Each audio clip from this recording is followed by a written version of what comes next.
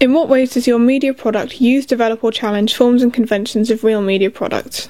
Use. I felt it was important to use familiar camera angles so as not to confuse or alienate the audience.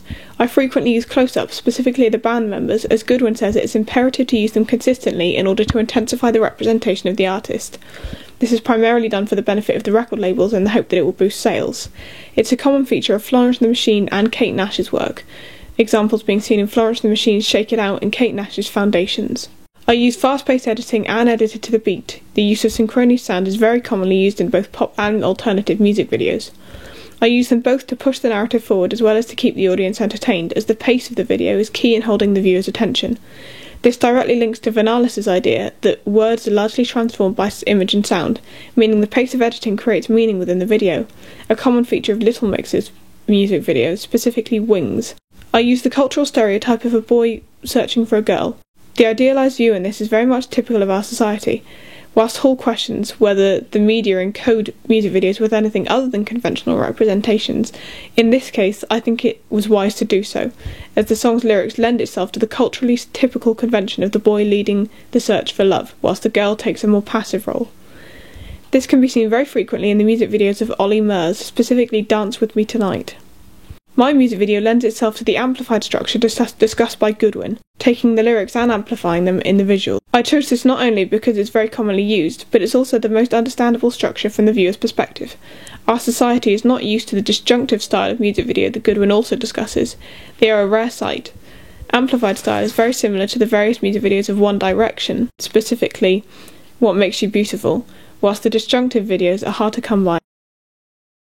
Develop. I did not use any choreographed movement. Archer says choreographed movement are common features of music videos, but I opted not to use it in the conventional sense. I did not use dance routines or plan for my band to walk in time with each other or anything like that. Instead, I gave them a loose description of what I wanted them to do and left it to their discretion to decide what to do. I did this to create a sense of realism and fluidity.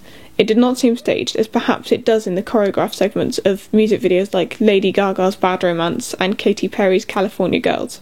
I chose to integrate the performance with the narrative, which adheres to Archer's theory that the artist will be part of both the narrative and performance, developing the commonly used technique of the artist being one or the other, as they are often in the works of Noah and the Whale and Mumford & Sons, specifically Life Goes On and Little Lion Man. I did this to allow freedom of movement and give the video a more flowing feel, with no one being restricted to being sat down because they're playing the drums or something. I instead used portable instruments such as guitars. Also, Vanalis says that performance footage of the band can blunt the narrative, so by joining performance and narrative together, I feel I have avoided this issue. The stream section of the music video uses common themes and values but presents them in a different way. I used dissolve cuts and a sepia colour effect to provide a dreamlike quality in the video, giving what can often be seen as the fairly one-dimensional narrative plotlines of pop a bit more depth and meaning. Music videos of Bruno Mars are a good example of the simplistic one-dimensional narratives. Challenge. I did not use a repeated chorus. All versions of the chorus have different visuals and visual effects to provide a refreshing, fluid and cyclical feel, as Vanalis suggests music videos should have.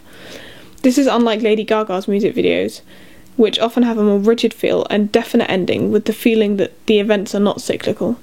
For instance, in her music video for Judas. I used pictures in stop-motion form in my music video to provide a youthful feel of friends taking pictures of each other, perhaps highlighting the influence of social networking on society. I am yet to see a music video that uses this as part of it. It does break the flow, and perhaps this is why it is not commonly used, but I feel it intensifies the youthful representation of the video. It's also an example of Barthes' theory of semiotics. The signifier is the photograph of characters laughing, the signified is young people having fun and innocence, and the sign is that all young people are happy, have fun, and are generally good people, a representation which I wish to highlight.